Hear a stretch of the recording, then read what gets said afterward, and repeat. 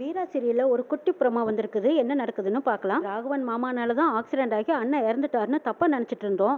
ஆனா இதுக்கும் அடுத்தது மூணாவது நபர் யாரோ சிசிடிவி கேமரா மூலமா பார்க்கும்போது அது ஒரு பொண்ணா இருக்காங்க. அந்த பொண்ணு யாருன்னு பார்த்தா அது விஜய் தான்னு வீராவுக்கு நல்லா தெரிஞ்சிருது. இவளுக்கும் நம்ம அண்ணனுக்கு என்ன சம்பந்தம்? இவ எதுக்காக அண்ணனை கொலை பண்ணணும்? விஜய்னால தான் இந்த குடும்பம் ரெண்டு குடும்பமும் பாதிக்கப்பட்டிருக்குன்னு வீராவுக்கு உண்மை தெரிஞ்சிருது. சிசிடிவி கேமராவை பார்க்குறாங்க. அந்த இடத்துல ஒரு பொண்ணு நிற்கிறாங்க. பிரேக் ஒயரை கட் பண்ணி விட்டுட்டு இருக்கிறாங்க. அந்த இடத்துல அந்த பொண்ணு நிற்கிறாங்க. அவங்க முகம் தெரியாதனால பின்னாடி தான் பார்க்குறாங்க. பின்னாடி முதுகில் டேட்டோ இருக்குது.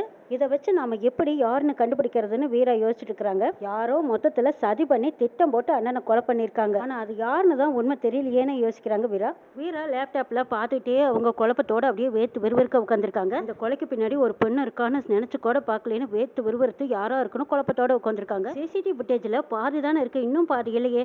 சரி, மறுபடியும் ஆஃபீஸ்க்கு ஃபோன் பண்ணி கேட்டு பார்க்கலான்னு சொல்லி வீரா ஃபோன் எடுத்துக்கிட்டு வெளியில் போகிறாங்க. அது வரைக்கும் கதவுக்கு அந்த பக்கமாக ஒளிஞ்சு நின்ன விஜய் வீரா வெளியில போகட்டும்னு காத்திருந்த வீரா வெளியில வந்ததும் விஜய் பொறுக்குன்னு உள்ள போயிடுறாங்க. உள்ள இந்த வீரா அந்த ஆள் கிட்ட பென்ட்ரைவ் வாங்கிட்டு வந்தால அது லேப்டாப்ல போட்டு அப்படி என்னதான் பார்த்துருப்பா அப்படின்னு அங்கங்க செக் பண்ணிட்டு இருக்காங்க. அந்த பென்ட்ரைவ் கிடைக்குமான்னு தேடி பார்க்குறாங்க. அப்போ ஓப்பன் பண்ணி பார்க்குறாங்க. அதுல ஓப்பன் ஆகாதனால பென்ட்ரைவை என்ன எங்க வச்சிருப்பா அப்படின்னு அங்கங்க தேடி பார்க்குறாங்க. அது கடைசியில் லேப்டாப்லயே இருக்குது. திரும்பி பார்த்த விஜய் அட இங்கேயே தான் இருக்கா அப்படின்னு சொல்லி அந்த பென்ட்ரைவை கையில் எடுத்துக்கிறாங்க. அந்த பென்ட்ரைவை வாங்கினதும் எதுக்காக வீரா இவ்வளவு அவசரமா உள்ள ஒடியாந்ததும் அதை போட்டு பார்க்குறாள். அப்போ இதுல ஏதாவது ரகசியம் இருக்குமா? ஒருவேளை இது கல்யாண மண்டபத்தில் எடுத்த சிசிடிவி ஃபுட்டேஜா இருக்குமா? கல்யாண மண்டபத்தில் நடந்த அசம்பாவிதங்கள் ஏதாவது இதில் இருந்திருக்குமோ? ஒருவேளை இதனால நம்ம மாட்டிக்குவோமா? சரி, எந்த தடையும் இல்லாமல் இதை நம்ம கையில் வச்சுக்கலாம்னு சொல்லி எடுத்து வச்சுக்கிறாங்க விஜய். வீரா உள்ள வந்து பார்க்கும்போது விஜய்க்கு அப்படியே தூக்கி வாரி போடுது. ஷாக்காகி நிற்கிறாங்க.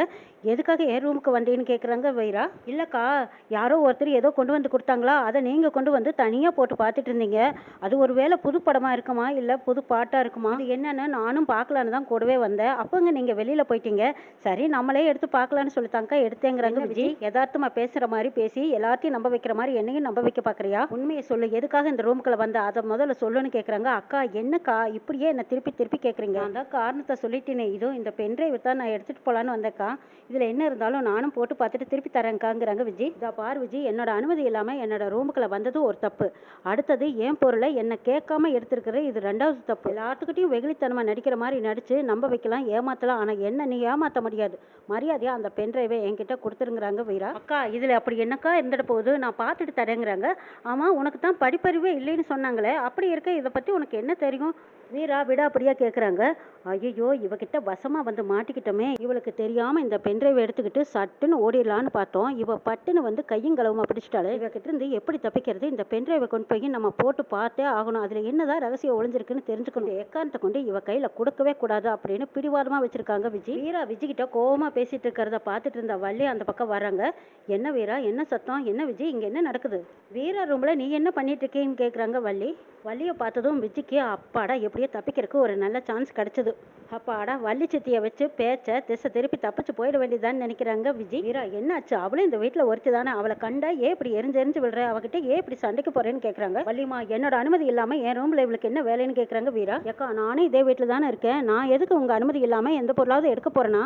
நானும் ஏதோ இதை பார்த்துட்டு தரேன்னு தானே கேட்குறேன். இதுல என்னக்கா தப்பு இருக்கு? கொடுத்தா என்னவா? இதுல அப்படி என்னதான் ரகசியம் ஒளிஞ்சிருக்குன்னு கேட்குறாங்க விஜய். அவ தான் உனக்கு தர விருப்பம் இல்லைன்னு சொல்லிட்டு இருக்காள். அவ பொருளை நீ எதுக்கு அவகிட்ட கேட்காம எடுத்தா? இது தப்பல்லவா? அவ பொருள் அவகிட்டயே கொடுத்துட்டு வான்னு வள்ளி சொல்லவும் சரின்னு விஜய் கொடுத்துட்றாங்க. வீராக்கா இந்தாங்க நீங்களே பாருங்கன்னு சொல்லி மாத்தி கொடுக்குறாங்க விஜய். வீரா அது தன்னோட பென்ட்ரைவ் தான் எடுத்து வச்சுக்கிறாங்க.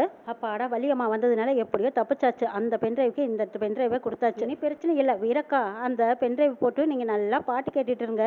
இதுல என்ன ரகசியம் ஒளிஞ்சிருக்குன்னு நானும் பார்த்துட்டு வரேன்னு அந்த பென்ட்ரைவை மறைச்சு எடுத்துட்டு போயிடுறாங்க. விஜயோட மொழியே சரியில்லையே. இவ சரியில்லாத ஆளு. இவ நல்லா நாடகம் போட்டுட்டு இருக்கா. ஆனா எதுக்கு தான் இப்படி பண்ணிட்டு இருக்கான்னு ஒன்றும் புரியல. ஆனா கார்த்தி விஷயத்திலையும் கல்யாண மண்டபத்திலையும் பொய் சொல்லித்தான் கார்த்தி கையால தாலியை வாங்கி கட்டிக்கிட்டா. ஒண்ணுமே தெரியாத வெகுளி மாதிரி நடிச்சு எல்லாத்தையும் முட்டாளாக்கிட்டு இருக்கான்னு இப்பதான் புரியுது. சரியான தந்திரக்காரி. இவன் ஏன் இப்படி பண்றான்னு தான் ஒன்றும் புரியல. இந்த குடும்பத்துக்கும் இவளுக்கும் முன்வராத ஏதாவது இருக்கா? ஏதோ ஒரு காரணத்தினாலதான் இவ இந்த மாதிரி நடிச்சிட்டு இருக்கா. அது என்னங்கிறத கூடிய சீக்கிரம் கண்டுபிடிக்கணும்னு நினைக்கிறாங்க வீரா. சிசிடிவி ஃபுட்டேஜ்ல பார்த்ததையே நினைச்சு பாக்குறாங்க வீரா. ஆட்டோவில் எதுக்காக பிரேக் ஒயர் கட் பண்ணி விடுறாங்க? அந்த பொண்ணு சொல்லித்தான் அந்த ரவுடிங்களும் கட் பண்ணி விட்டுட்டு இருக்காங்க. கட் பண்ணி முடிச்சதும் ஆட்டோவை விட்டுட்டு போயிடுறாங்க. திரும்ப அண்ணன் தான் வந்து அந்த ஆட்டோவில் ஏறி வராங்க. அவங்க ஆட்டோ எடுத்ததுமே திடீர்னு ஆக்சிடென்ட்டும் ஆயிருது. பின்னாடி வந்தது ராகவன் மாறனோட கார். எதிர்பாராத விதத்துல தான் அந்த நேரத்துல வந்திருக்காங்க. எல்லாமே யோசிச்சு பார்த்தா அந்த பொண்ணுனாலதான் நம்ம அண்ணன் செத்துருக்கா. அந்த பொண்ணுக்கும் அண்ணனுக்கும் என்ன சம்பந்தம்? கொலை பண்ற அளவுக்கு அந்த பொண்ணு துணிஞ்சிருக்கான்னா அப்படி என்னதான் அந்த குடும்பத்துக்கும் அவளுக்கு சம்பந்தம்? யோசிச்சு ஒரே குழப்பத்தோட உட்காந்துருக்காங்க வீரா. கல்யாணத்துல போய் சொன்ன விஜய் ஏன் இந்த மாதிரி ஒரு காரியத்தை பண்ணிருக்க கூடாது? ஒருவேளை அவளுக்கு அவளுக்கு இந்த குடும்பத்துக்கு முன்விராத ஏதாவது இருந்திருக்கும். ஆர்த்தியோட கல்யாண விஷயத்துல எவ்வளவு குழப்பத்தை பண்ணிட்டு எதுவுமே நடக்காத மாதிரி தான் பக்கம் தான் நியாயம் இருக்கிற மாதிரி பேசிட்டு இருக்காளே. நம்ம முன்னாடியே இவ்வளவு பொய் சொல்லி நடிச்சிட்டு இருக்கிறவ ஏன் எல்லார்ட்டையும் நடிச்சு தானே நம்ப வச்சிருக்கா? எல்லாத்துக்கும் காரணம் ஒருவேளை விஜயா தான் இருப்பாளா? விஜிக்கு பின்னாடி அந்த டேட்டோ இருக்கான்னு பார்க்கலாமான்னு வீராவுக்கு சந்தேகம் வருது. சரி பார்த்துட வேண்டியதான் அப்படின்னு சொல்லிட்டு வீரா அந்த பக்கமா போறாங்க. விஜி சமையல் பண்ணிட்டு இருக்காங்க. வீராவும் முயற்சி பண்ணி முதுகுல டேட்டோ இருக்கான்னு பார்த்துட்டு இருக்காங்க. வேலை செஞ்சுட்டு இருக்கும்போது அவங்க கையில இருந்த பொருளை தட்டி விடுறாங்க. அதை குமிஞ்சு எடுக்கிறாங்க விஜி. முதுகுல வேற மாதிரி டேட்டோ போட்டிருக்காங்க விஜி. வீரா விஜி முதுகுல இருக்கிறதா பார்த்ததும் அச்சோ இவ இல்ல போல இருக்கே, அந்த ஃபுட்டேஜ்ல இருந்ததுக்கும் இதுக்கும் வித்தியாசம் நிறைய இருக்கு, ஆனா இது இல்லவே அப்படின்னு யோசிக்கிறாங்க வீரா. சே சந்தேகப்படுற மாதிரியும் இருக்கு, படாத மாதிரியும் இருக்கு, இவதானாலும் சந்தேகமாவும் இருக்கு, ஒன்னும் புரியலையேன்னு யோசிக்கிறாங்க வீரா. போனதும் விஜய் அப்படியே சிரிக்கிறாங்க. அடி பாவி, உண்மையை கண்டுபிடிக்கிறதுக்காக என்ன நீ தொடர்ந்து வர்றது எனக்கும் தெரிய முடியும் வீரா. என்கிட்டயே உன்னோட நடிப்பெல்லாம் ஓரங்கட்டி வை, என்னை எந்த காலத்திலயும் கண்டுபிடிக்க முடியாதுன்னு சிரிச்சிட்டு நிக்கிறாங்க விஜய். ஒரிஜினல் டேட்டாவை மறைக்கிறதுக்காக வேற மாதிரி ஸ்டிக்கர் ஒட்டி வச்சு வீராவை ஏமாத்திடுறாங்க விஜய். குடும்பத்தை பழி வாங்கி நடு தெருவுல நிறுத்தாம விடமாட்டேன்டி, உன்னோட வேலையெல்லாம் என்கிட்ட செல்லாதுன்னு நினைச்சிட்டு இருக்காங்க விஜய். பிருந்தா அழுதுகிட்டு வந்திருக்காங்க. அங்க கண்மணி வராங்க. ஐயா பிருந்தா எதுக்கு இப்ப அழுத்திட்டு இருக்க? தப்பு செஞ்சவங்கள போலீஸ்ல புடிச்சு கொடுத்தா செல்லுங்கிறாங்க. அக்கா நீ செஞ்சது பெரிய முட்டாள்தனம். மாறன் மாமாவும் கார்த்தி மாமாவும் எந்த தப்பும் பண்ணல, இந்த விஜி தான் போய் சொல்லி இந்த வீட்டுக்குள்ள வந்திருக்கான்னு சொல்றாங்க. அடியே பிருந்தா உனக்கு இதெல்லாம் தேவைதானடி? இவங்கள பத்தியெல்லாம் உனக்கு தெரியாது. இந்த குடும்பமே வேண்டான்னு சொல்லித்தான் நான் உன்னை இந்த கல்யாணத்துக்கு ஒத்துக்க வேண்டான்னு சொன்னேன். ஆனா என் பேச்சையும் மீறி நீ மறுபடியும் தெரியாதனமா திருட்டுத்தனமா ரெண்டாம் தரமா தாலியை கட்டி வீட்டுக்குள்ள வந்துட்டியல. அவன் செஞ்ச தப்பையெல்லாம் பார்த்துக்கிட்டு என்ன சும்மா இருக்க சொல்றியா? சும்மா விட மாட்டேன். இந்த மாரணியும் கார்த்தியும் பல வருஷம் ஜெயிலுக்குள்ள போடாம விட மாட்டேன். என் அண்ணன் சாவுக்கு காரணமான பழி வாங்கணும்னு நினைச்சிட்டு இருக்கேன். இது தெரியாம நீயும் இதே குடும்பத்துல வந்து விழுந்துட்டியடி பாவின்னு சொல்லி பலார்னு ஓங்கி ஒரு அற வைக்கிறாங்க. கண்மணி நீ தான் மாறன் மாமாவையும் கார்த்தியும் புரிஞ்சுக்காம நீங்க தப்பு பண்ணிட்டீங்க.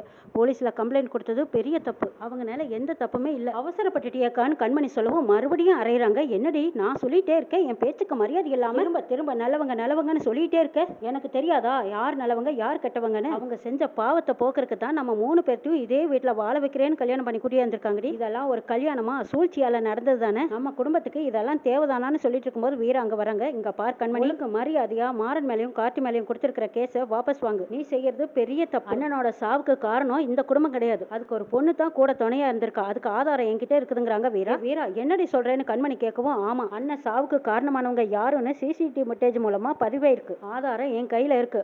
அண்ணனோட சாவுக்கு ஒரு பொண்ணு தான் காரணம், அந்த பொண்ணு யாருங்கிறத கண்டுபிடிச்சா எல்லா உண்மையும் வெளிச்சத்துக்கு வந்துருங்கிறாங்க வீரா. ஏ வீரா என்னடி புதுசா ஒரு குண்டு தூக்கி போடுற, இதை நம்புற மாதிரியா இருக்குங்கிறாங்க கண்மணி. நீ நம்பினாலும் நம்பலினாலும் நான் கண்டுபிடிக்கத்தான் போறேங்கிறாங்க வீரா. விஜய் அங்கிருந்து பார்த்துக்கிட்டே இருக்காங்க. கண்டுபிடிப்பேன், என்ன அவ்வளவு சீக்கிரம் உன்னால கண்டுபிடிக்க முடியாதடி. நான் சுத்த விட்டு அலைய விட போறேன், இந்த குடும்பத்தை நடு தெருவுக்கு கொண்டு வந்து நிறுத்த போறேன். ராமச்சந்திரனோட ஆஸ்திக்கு அந்தஸ்துக்கு நான் தான் அதிபதியாக போறேன்னு கர்வமா நினைக்கிறாங்க விஜய். என்ன நடக்குதுன்னு பார்க்கலாம்.